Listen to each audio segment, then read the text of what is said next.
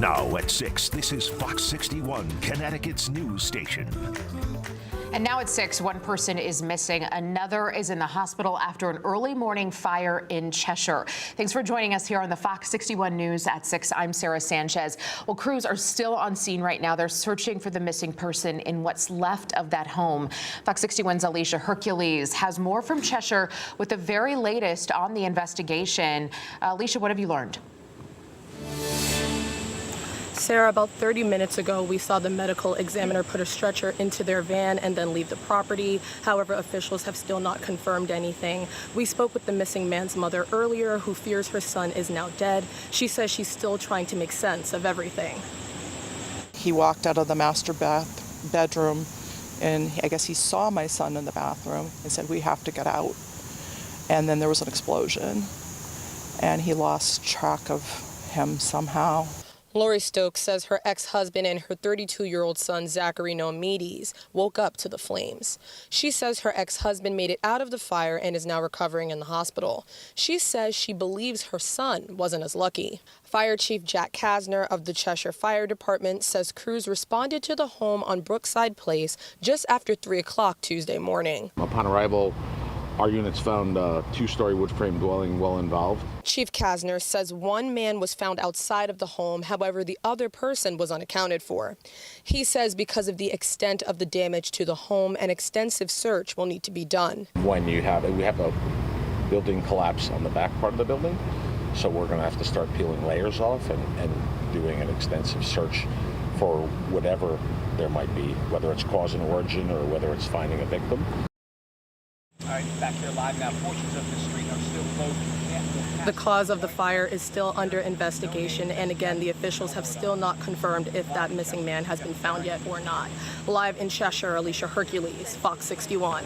Heartbreaking for that family. Thank you, Alicia. The Office of Inspector General is still investigating the death of a woman who was shot by state troopers, but today the office released body cam video from 2 of the officers who shot at her.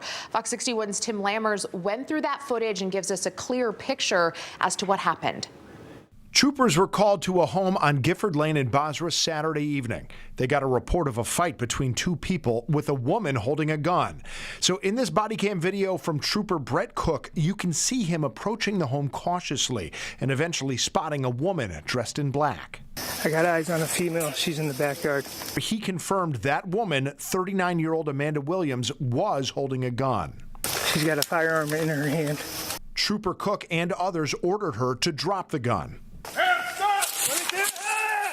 In the next 30 seconds, troopers moved closer while trying to maintain cover. And as we switch to the body cam video of Trooper Noah Blanchette, you can hear Williams give an indication that she wasn't going to comply. They're going to have to, because you know what? I'm not going to jail, and they're not going to do that, no. Blanchette had his rifle ready, but tried to de-escalate, albeit to no effect. Can you please drop the gun? No, I will not. Next, you'll hear Sergeant Zachary Cash fire pepper balls at Williams as Williams seems to egg the officers on before Cook and Blanchette open fire. I already told you, I would have died. Do it. Do it. Do it. That was Tim Lammers reporting there. Williams died right there.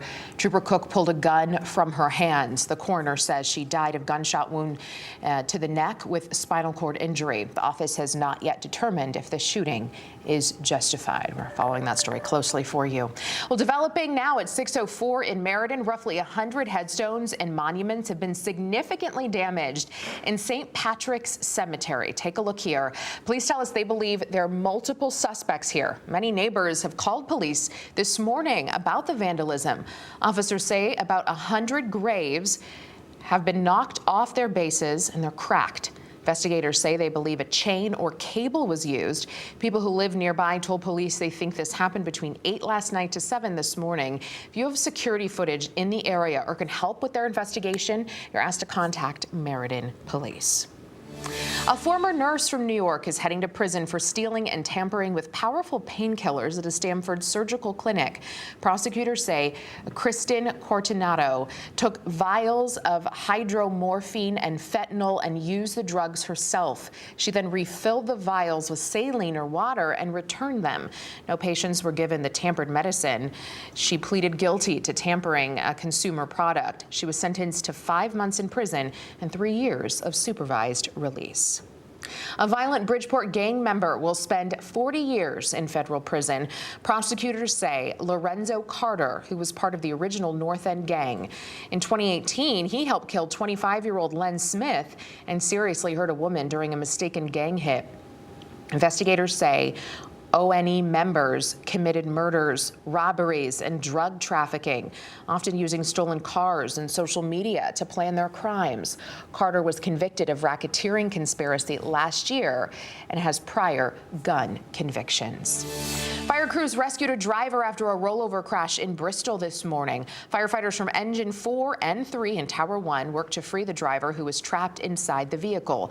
Officials say the person was taken to the hospital with only minor injuries. Mayor Justin Elicker of New Haven is warning people about possible rusty or cloudy tap water during this week's heat. Hot weather can stir up natural minerals like iron and manganese, which can discolor the water. It's usually not harmful, but you're asked to avoid drinking it if it looks off to you.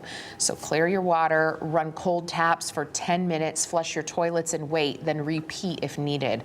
If problems continue, you can call the Regional Water Authority. Folks in Middletown will have to wait at least another year before their library renovation and restoration project gets rolling. Town officials are not putting the library project on this year's ballot because of other critically needed repairs around town. They're considered instead. In the meantime, Solene Arif shows us why library staff are ready to fix issues they say have been around for years. When you come to the Russell Library, you are standing in a piece of history. This building used to be a church built in 1834, and then additions were made to expand the space. But unfortunately, the bones haven't stood the test of time.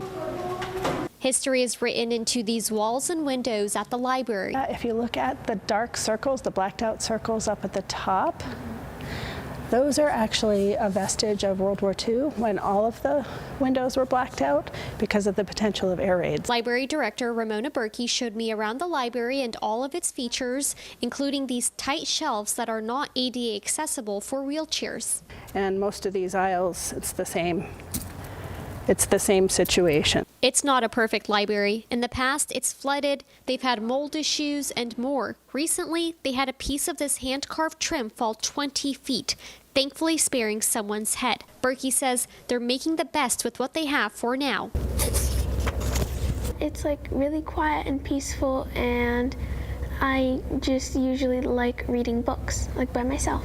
On summer breaks, you'll find people like Julia Cookston reading romance novels and enjoying the library while dreaming about what it could look like renovated. I'm actually very excited to see what they do with the old parts. And Berkey can answer that for you. The old parts and the old bones are not going anywhere. They're just going to be met with modern features. We want to make sure that we're keeping it in as beautiful historic condition as we can. She says as someone who lives in Middletown herself, she understands the town has other big projects to fund. But she says each year they wait, things will continue falling apart and the cost of repairs will keep rising for the library that serves hundreds of thousands of residents each year. How do you measure bringing a community together in person, face to face, and really fostering togetherness, right? So investing in that infrastructure is really important. Since the library renovations and restorations are not on the ballot this year, Berkey says they will continue working to secure grants and host fundraising events in the meanwhile. Reporting in Middletown, Solene Arif, Fox 61. If you go like a 20 to 30 degree swing in temperatures over a one-day span, that can often be the most disruptive to the infrastructure itself. Extreme heat is taking a toll on transportation across the state, buckling roads and even warping train tracks, we're told. So, Rachel, just how hot was it today? We hit 90 degrees. The good news is it hasn't been super humid, but still people are sweating out there, and we're going to do it again tomorrow. That's a heat wave. Well, transportation officials say they've been keeping an eye on infrastructure. Of course, they want to keep roads and rails safe during this heat. Fox 61's Raven Blue takes a look at the work. This summer's heat isn't just uncomfortable, it can cause problems for Connecticut's infrastructure, making your ability to get around difficult and causing concerns about safety.